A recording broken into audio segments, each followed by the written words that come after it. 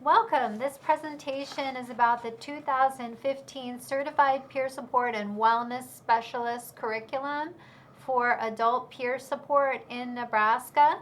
My name is Carol Cousins-Storeyes. I work in the Office of Consumer Affairs in the Division of Behavioral Health in the Department of Behavioral Health and Human Services, and I'm very happy to be here. My name is John Friday. I'm a certified peer support and wellness specialist with the Friendship Program in Omaha, Nebraska. My name is Annette Murrell, and I'm also a certified peer support and wellness specialist, and I work at the Lincoln Regional Center here in Lincoln, Nebraska. We're going to start off by talking about the basic language of the Certified Peer Support and Wellness Specialist, and that language is Intentional Peer Support, or IPS. Intentional peer support is really about relationships. It's about creating a relationship between two people, and the intention of that relationship is to help each other find a way to find their own recovery. The word help is sometimes a difficult word to deal with because sometimes help implies that there's someone who needs the help and there's someone who can give the help. But in intentional peer support, we think about mutual teaching each other and relating to each other. Peer support is about giving and receiving. It does not follow the illness model. It doesn't take into consideration diagnosis. It's about creating relationships and creating community. There's 4 tasks of peer support. The first task is connection, and then there's worldview, there's mutuality, and moving towards. Connection means making a connection between the person that you are trying to create a relationship with. It can be something as small as what football team you like, if you like football, or maybe the connection that you're not crazy about football. But whatever it is, there's that moment when you're talking to someone when you feel a connection between you, a genuine connection. The next part is beginning to understand that person's worldview. It's not just about the different cultures that we come from, but it can also be socioeconomic world that we come from. I come from a single parent household, and that can be different from someone who comes from a traditional nuclear family. That could be different from someone who comes from parents of same sex. So it can be so many different things. Mutuality is that it's about reciprocity. It's about not just me giving to someone or taking from someone, but it's about us having a mutually giving relationship where we're both there to work towards our own recovery, our own healing. Instead of talking about moving away from something, we talk about moving towards something. And so I may not necessarily, let's say, want to move away from smoking cigarettes, but I may want to move toward a day when I can take a walk and not be short of breath. I may want to move toward a day when I don't have to be dependent on a particular substance to make myself feel less nervous or less stressed. So those are the 4 basic principles, the 4 principles of intentional peer support. And the picture I have here is indicative of a relay race where one is passing the baton to the next runner. I thought that was a good moving towards Yes. Symbol. We're going to look at some specific skills that are related to communication and building this relationship that we're talking about. We, to begin with, listen from a position of not knowing, not making assumptions, but being curious and using our imagination to explore with the person what their untold story is. We want to not make assumptions that when they use a certain term a certain way, that they mean it the same way we do. Always referring to, oh yes, I understand, when in fact we may not understand. We want to explore with them what their worldview is and how they perceive this interaction that they're having with us and what we're moving toward. And Go ahead. it's really about getting outside your story. Yeah, very So much. this is a really key skill. Yes. We want to validate their perception of the world, their worldview, and that it's legitimate and that it's worthwhile. We don't want to impose our worldview on their worldview, but at the same time, we want to respect our worldview and explore with them the reality of what they're experiencing. That leads us into negotiating reality. The person may have perceptions that are different than our own. We may not be experiencing, for example, the person seeing things that we aren't seeing or hearing things that we aren't hearing, but it's very much valid for them and very real for them. And we want to validate that and to accept that and to learn about their worldview and share our worldview. Very much I found that in my workings with my peers that when we find that our perceptions are different, a lot of growth takes place, a lot of learning for me and for them. And also I find where I work in one of the state psychiatric hospitals, there may be times that individuals may be experiencing things that I don't experience or seeing things that I can't see. But I think what's important isn't to say, no, that's not true, that's not your reality. Instead, I say things like, it must really be very uncomfortable to be hearing the things that you're hearing. I know that it must really put you in a very difficult position to be seeing something that no one else can see. I know it must really hurt you to be having feelings and having pains that no one can do anything about. So I don't think it's necessarily that we have to dismiss what people say, nor do we necessarily have to pretend that we are having those same experiences.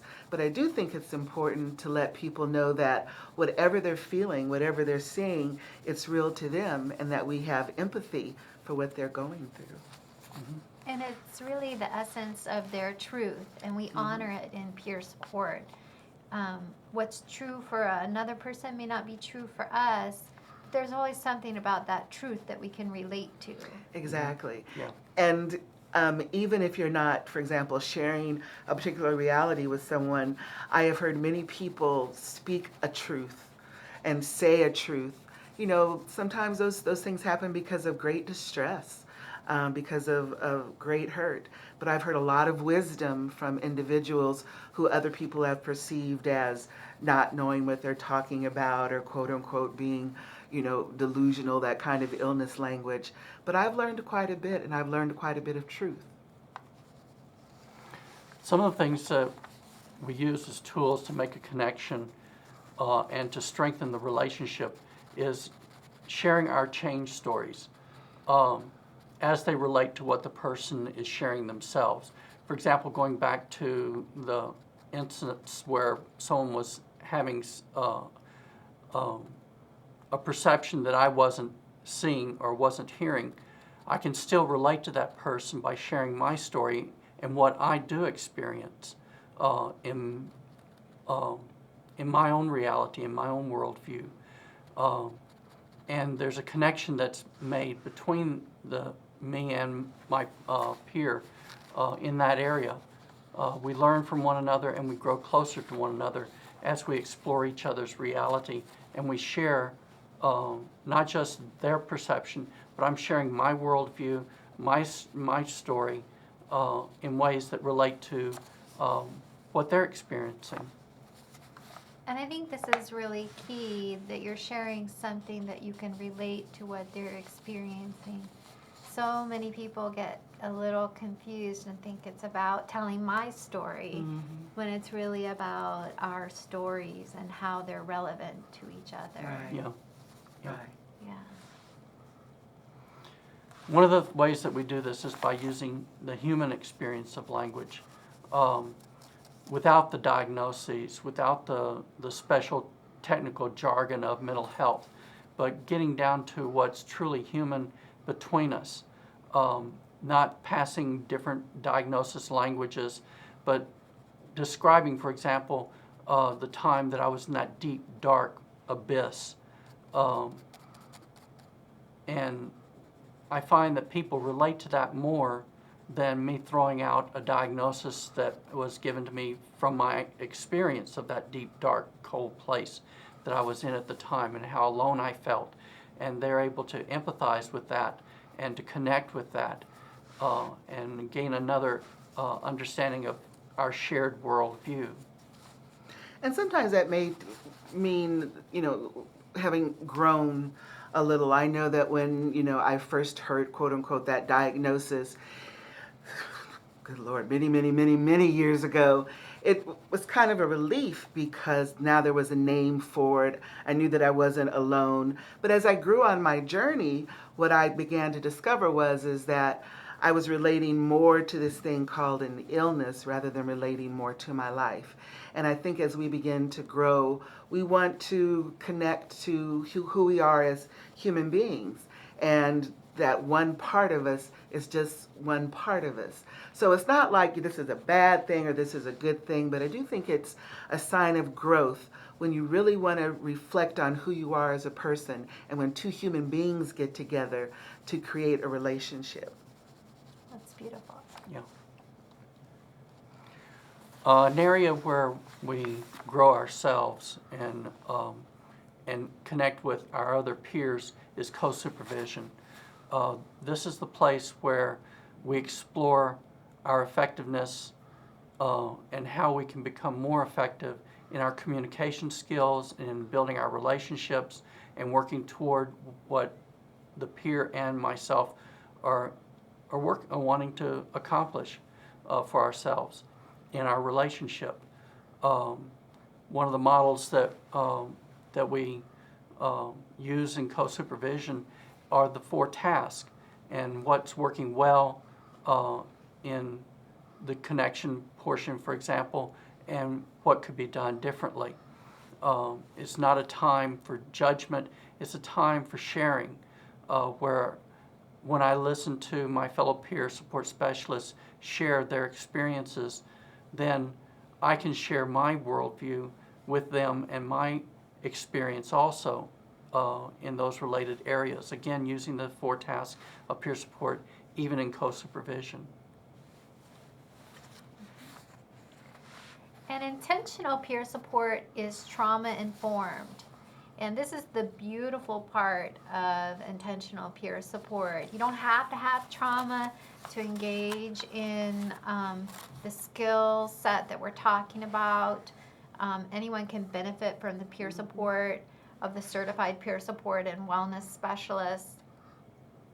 But this frame of intentional peer support is trauma-informed.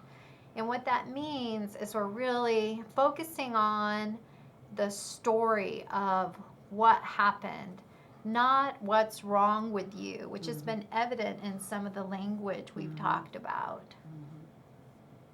But what we're going to talk about before we get into all that is what is it to be trauma-informed in general?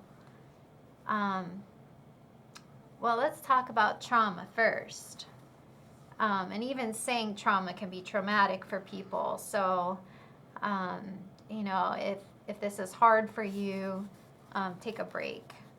But what is trauma?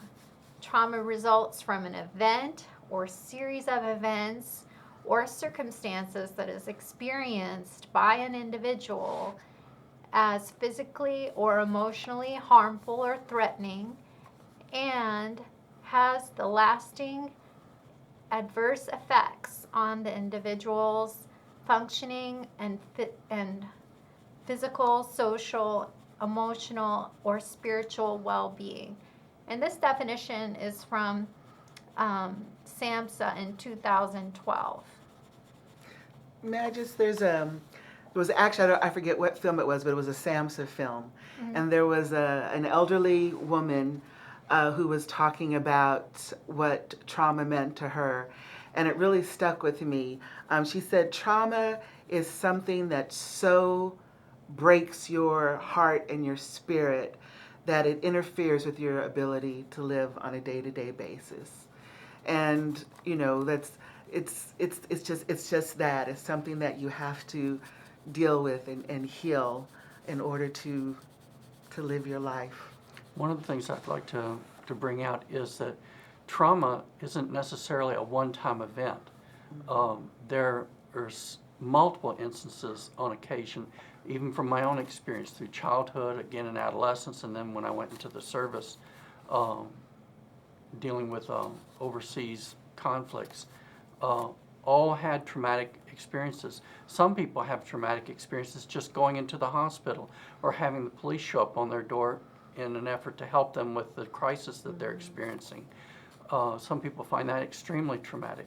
So what is trauma for one person isn't necessarily trauma for another person, but at the same time, trauma isn't narrowed down to a one-time event in a person's life. It can be multiple events throughout that person's life.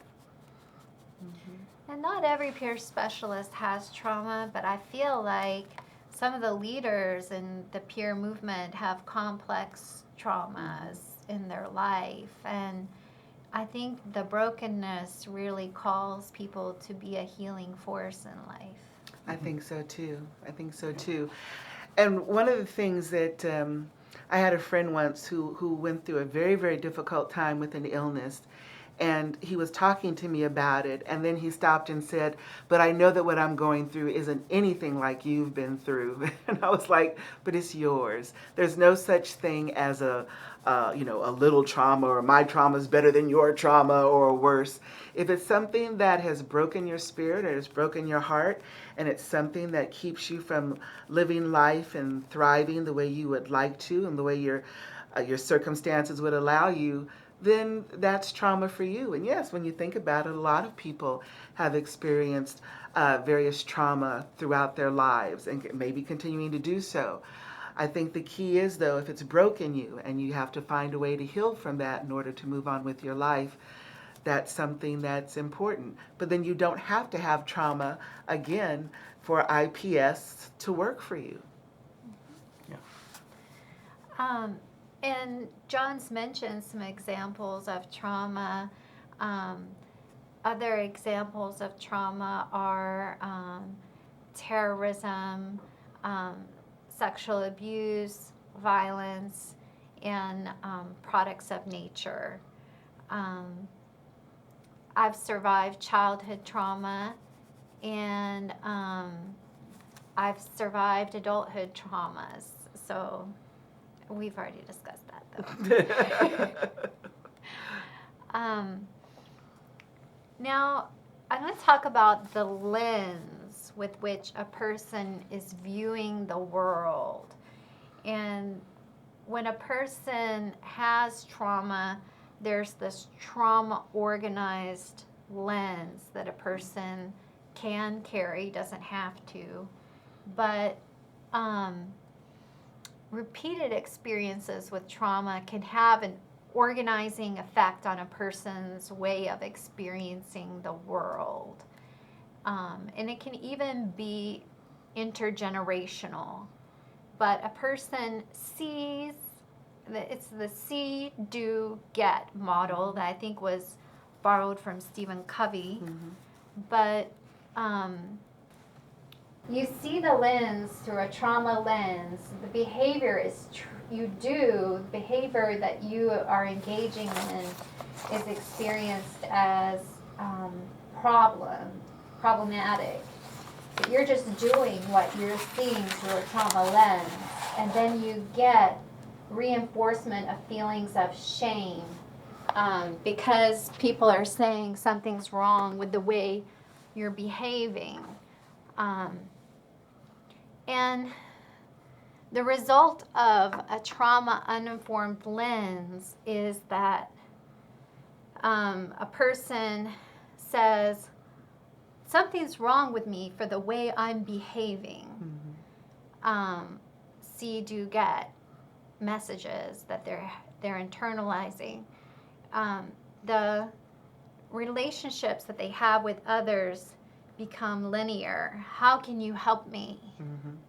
Because I have a problem. And you have the answer to help me. Right. You have the authority to help me. Fix it.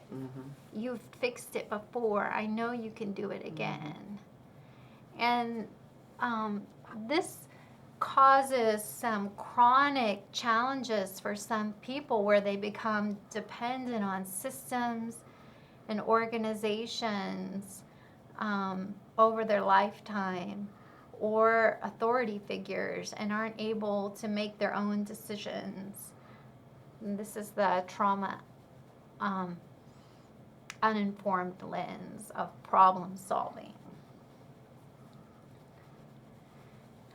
Trauma-informed care offers a new lens.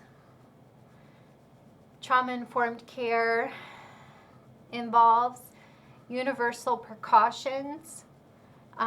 You expect, just like with handling blood products, that everyone may or may not, but you treat blood products with universal precautions. In the same way, you treat trauma with universal precautions, just like anyone could have it. You never make the assumption that someone does not have trauma. Right. Yeah, I've had situations where people were surprised because they were looking on the outside of me and making assumptions and had no idea of the trauma background that I was experiencing inside. Yeah. That's important. So another component of trauma-informed care is do no harm. So we don't want to re-traumatize people, and we want to be thinking about the things that we do that may be traumatizing. Yes. Do we jingle our keys in a place where a person's in a locked environment? Do we talk about going home in an environment where someone can't? These are just a few examples. You want to understand the impact of trauma in trauma-informed care. So the ripple effect, you want to be wary of how trauma does affect people, and realize you may miss something and you need to have a conversation and go back to center. And we'll talk about that. It's also the expectation, not the exception, and that goes back to universal precautions. It's about what happened to you, not what's wrong with you. We talked about that in the beginning. And you want to allow survivors to manage their own trauma symptoms, get out of that expert role, and make referrals to trauma-specific treatments and supports. Now, not all peer support is trauma-informed. This particular model is. So when a person chooses that, they need to be able to know what to ask for. And I think it's also important that people feel safe, that they feel they're in a welcoming environment, a non-judgmental environment. So it's, even so it might just be the little flowers on the desk, or it just might be offering them some water or a cup of tea or a cup of coffee, just to let them know this is safe and you're respected and you're welcome. You're welcomed here. And now we're going to talk about the trauma-informed lens, the survivor lens. Okay, you're seeing through the lens of partnership. You do things to survive. you weren't cutting or biting or whatever it is because of because something's wrong with you. It's because something happened to you, and that was your way of doing what you saw and getting. And then the get with the trauma-informed lens is the spirit of partnership results in a person being empowered as a survivor with their story. One of the things, and just sort of reemphasizing what you said, you mentioned Chris Hansen, and one of the things that I learned in a workshop that she gave, I think we were all there, but she talked about, again, that terrible, illness language, pathology. Instead of seeing if you happen to be someone who, uses self-harms, I tend to still use food when I need some kind of comforting or I'm in a crisis. She said, don't see that as a pathology, see it as a skill. It's something that you learned could give you some relief when you were feeling overwhelmed. Now, what we know is that it doesn't necessarily work, because that's why you have to keep doing it, and it also causes you more harm. So one of the things that I've been working on myself is to understand that since I was very, very little, if the world hurt me or someone hurt me, that, a cookie might help. And if a cookie could help, why not a box of cookies? Why not, a crate of cookies? But as I get older, I'm trying to learn new skills that don't harm me, but help to give me that comfort, that feeling of safety that I'm looking for. And so again, it's not about shaming yourself. It's trying to figure out what it is you need and trying to find things that are healthier and better for you to do in order to get rid of those really difficult feelings. And we're going to talk about resiliency skills and the kind of things that we do as trauma survivors to live the lens of surviving. And as a result of the partnership versus problem solving, you see a mutual relationship that has shared responsibility. You have responsibility and I have responsibility. You're not here to help me. We're here to help each other. It's about a partnership.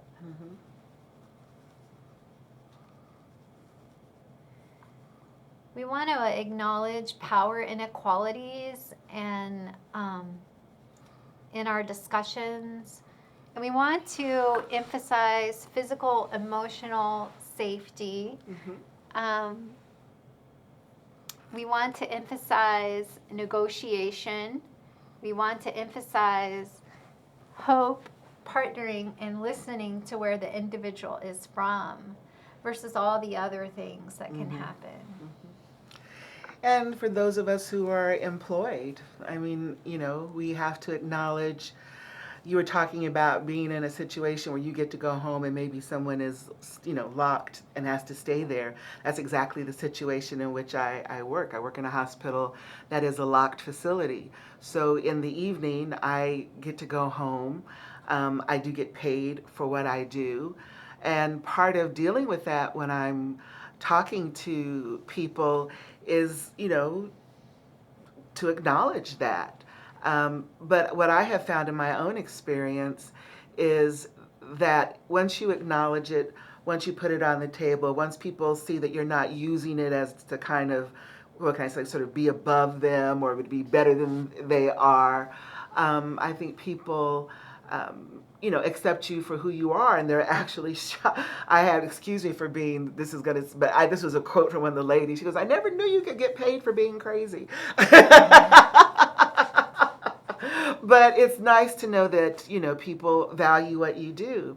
And in terms of going home, I've actually had some ladies say, please enjoy your dinner for me. Please You have a good evening and come back and tell me tomorrow. So sometimes you don't want to force it on people, but then sometimes people actually want you to go out and enjoy life for them until they can do that themselves. And, the discussion of power inequalities is really important. Yes. And can be ignored. And, some people are just unwary of power differentials. And it's just a good language to explore. Mm-hmm. You want to discuss boundaries and limits. We all have boundaries and limits. It's how comfortable am I? The question you want to ask is, how comfortable am I in saying what I see, feel, and need? And what are the things that push my buttons in relationships? And how has trauma worldview impacted my relationships? Those are questions we want to ask in boundaries. But, for me, it's been so refreshing to know that we can have boundaries. Mm-hmm. The particular ones that we all want to know that are in our code of ethics that people just may not realize we have, mm-hmm. is we do not have sexual relationships, and it's not okay to threaten or to coerce someone. Those seem obvious. But, in my work, people call me and I get on the phone with them and I want to talk to them because they're taxpayers and I'm serving them. But I have to go because there's a meeting. And knowing how to say, well, gosh, let me listen for 5 seconds mm-hmm. that I have, or 5 minutes, whatever it may be, and then I'll call you back later or make an appointment with you, has been a really great skill, whereas before I would just feel guilty about the meeting or the person. Mm-hmm. Mm-hmm. Yeah. Trauma-informed services. In our regulations, we have trauma-informed services that embody some of the concepts that we've been talking about. And there's specific language here that you'll find in 206 regulations. So 206 regulations is a fancy word, but it's a frame for services that are provided in Nebraska. We want the services provided in Nebraska by this, the regions with to be trauma informed. So this is one of the definitions of trauma-informed services that you see on the screen. And 206 regulations has a definition of a trauma-informed system. And you see this also on your screen. It's not enough for a service to be trauma-informed, but systems that support services need to be trauma-informed. There's some assumptions and principles in Tip 57 that was released in 2014 from SAMHSA. These include the realization of the presence of trauma, recognition of that it affects all, respond by putting knowledge into practice, and resist re-traumatization. Mm-hmm. And also, what wasn't mentioned in the R's that's really important is recovery being possible for everyone, and resiliency being a part of everyone. So the Re's are really important to focus on as key principles.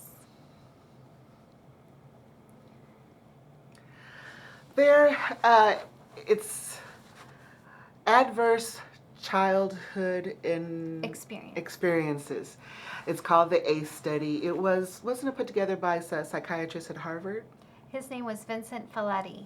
Okay. And he was from Harvard, right? Well, I'm not sure, but I know originally he was doing dietary studies where people were trying to lose weight and then they became miserable, and he was curious about why they were miserable Okay. and found this out. All right. Well, the ACE studies are a series of questions, and they are looking at things that happened to you when you were young.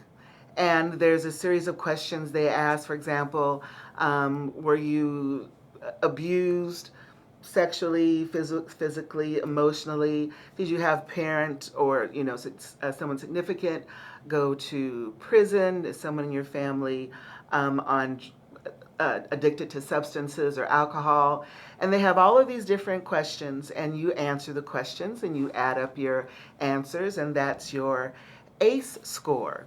And the sort of, and Carol can help me, but the kind of, to the point of it actually is that the higher your ACE score, there is a correlation between various behaviors that you might have.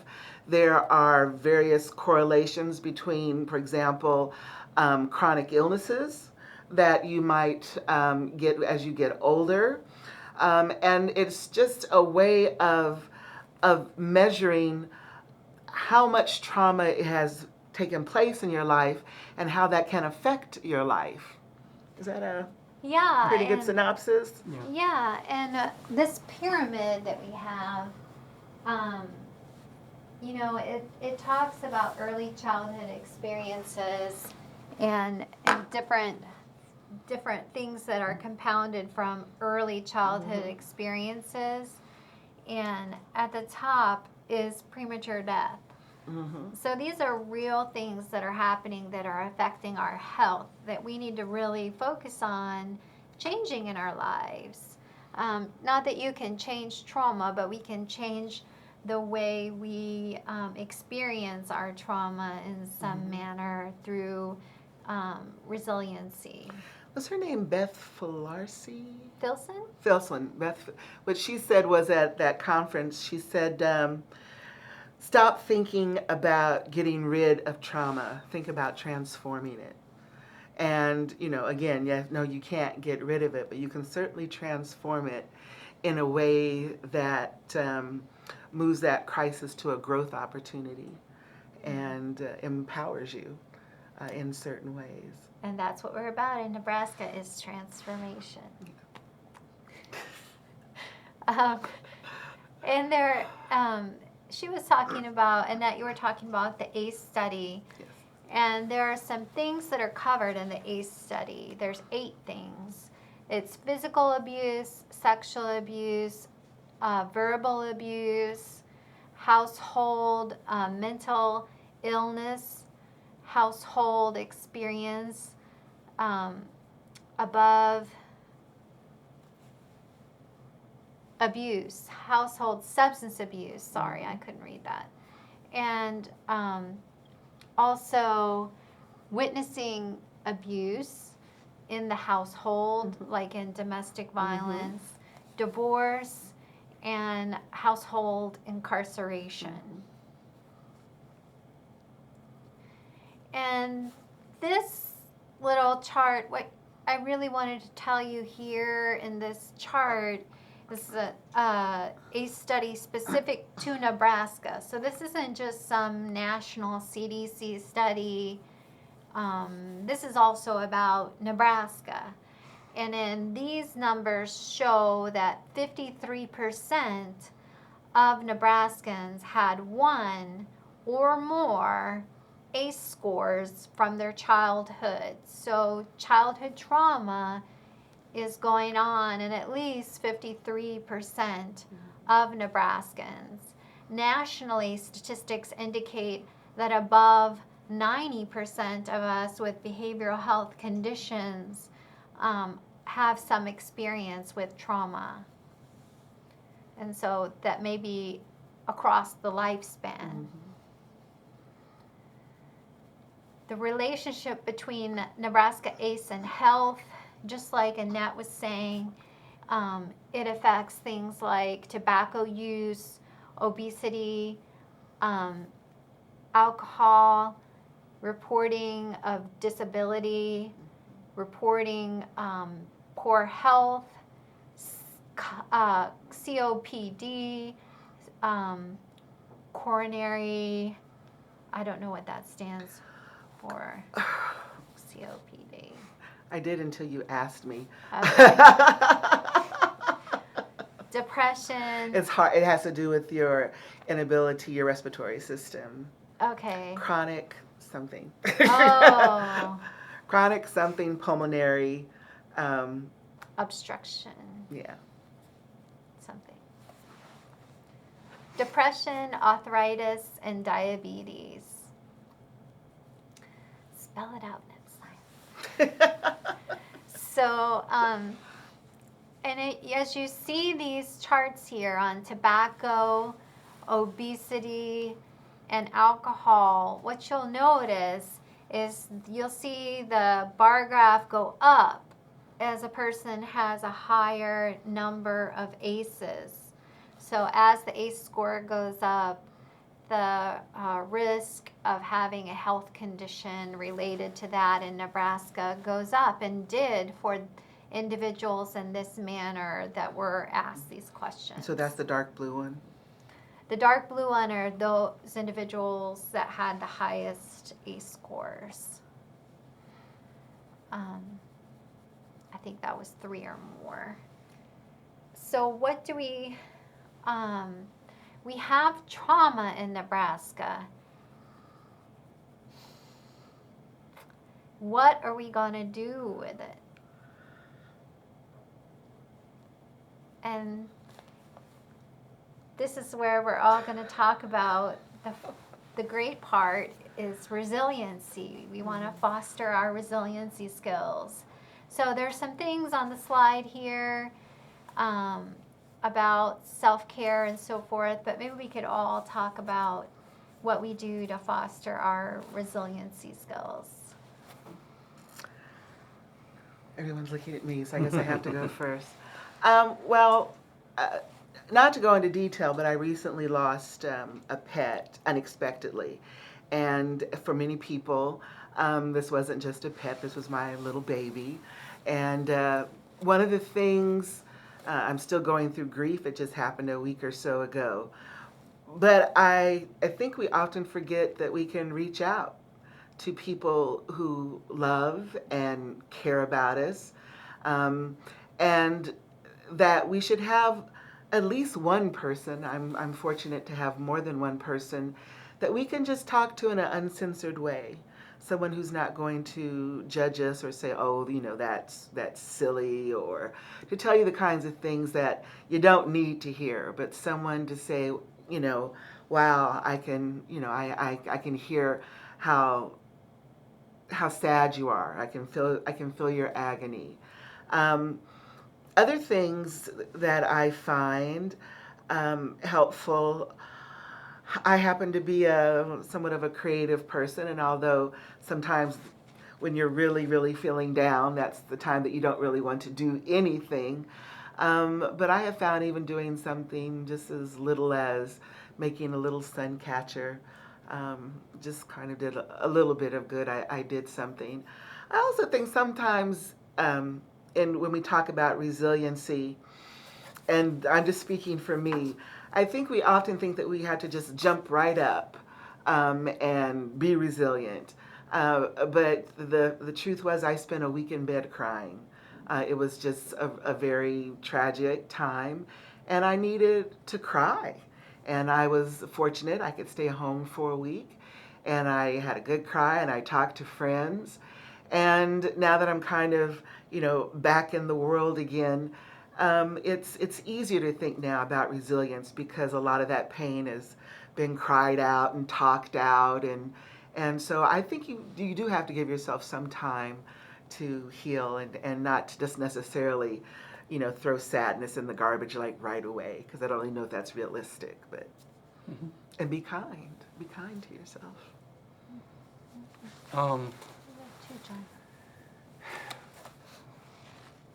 my vision of my recovery journey is it has ups and it has downs, but it continues on. Sometimes I struggle with being down and dark. And times like that, I need to talk to my spouse and a friend who also is a peer support specialist. And my therapist, I find it real helpful to talk to my therapist because he's a vet. And when anniversaries come up and I begin to feel really down and kind of moody and kind of down on myself, he helps me to recognize my boundaries with regard to what I am capable of doing for myself, and that other people have a shared responsibility for themselves, and I can't do for them. I can be there, I can listen, I can apply all the strategies and techniques and skills of peer support, which is appropriate, but I cannot fix them. I cannot make it go away. And sometimes I find that in my desire so much to have the person free, that there's a temptation to overextend myself. And I have to think about my self-care, because by getting involved in all these different projects that I am drawn to, I can overextend myself and end up in crisis myself.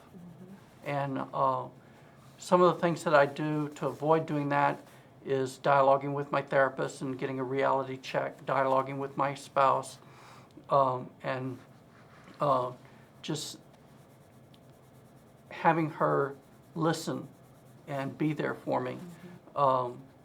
And I do other small things like artwork. I like doing my watercolors and my indie ink, and that helps. It changes from time to time. What may work on one occasion may not be enough on another occasion, or may not work at all. And I find there's no one thing that I do for everything. It's going with the flow and learning about myself and continuing that learning and learning from my peers and what's worked for them, and being open to using that for myself too. And those are the kinds of things that I do for my own self-care and for my own growth. For me, I'm thinking back to resiliency. I think the journey of resiliency started really for me in high school and college. But in high school, I was given a book called The Courage to Heal. And I'm not advertising it as a gospel book that everybody has to buy, but there's many books about healing from trauma. But this particular book just gave me exercises to do that got me thinking outside and experiencing things like feeling anger and hitting pillows or hitting water. Things like writing letters that you may never send. Things like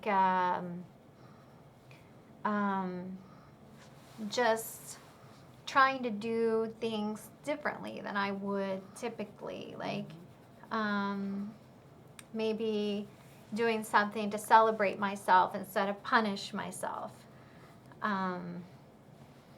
And you know, in high school, in college, that's when I really learned art as a skill of resiliency. And I went to a counseling program at our school because I was cutting and I wanted to stop. I was really scared about it. And the counselor said, well, or sign this contract, of course. But the great thing, as he said, do you draw? Maybe you could draw a picture of what you're feeling and bring it to me. And so I have these series of drawings that I did at this time that are quite dark, but were really about expressing that darkness inside. And that's something I've carried with me today when there's something I'm feeling, whether it be because I'm having a experience where I see a reality that no one else does. Maybe I think that I was traveling in Chicago and feeling that the world was out to get me, and I looked outside the window and I saw a school and it looked like it was on fire, and it wasn't really on fire, but in my mind it was, and photographing that and was a way for me to get through those intense feelings of being watched that I was having. Now today I'm still recovering, and I'm still working with my resiliency skills and dealing with being a survivor of human trafficking. It's been a quiet story, and one that I don't speak about much, but I paint symbols of freedom, and those symbols really express for me what I want to see from the world. And so those are some of my resiliency skills. Is there anything y'all want to add about resiliency? I just agree with John, because different things work at different times, and I don't know if and the one thing, we get this, from rap. We don't have to do rap to do this, but to make a list of, sometimes I actually have little boxes that I make where I have all kinds of little lists and things in there that I can open up my little resilience box and see if there's something in there that I can do. Also, sometimes I try to get prepared, for those anniversaries, because I actually forget them. I forget the anniversary, and then I wonder why I'm feeling so bad that day or sad that day. And then I'll kind of look up and go, well, of course, such and such happened, and this is, the anniversary of it. But I do think for me that I'm so hard on myself that I really had to learn to be just gentle with myself.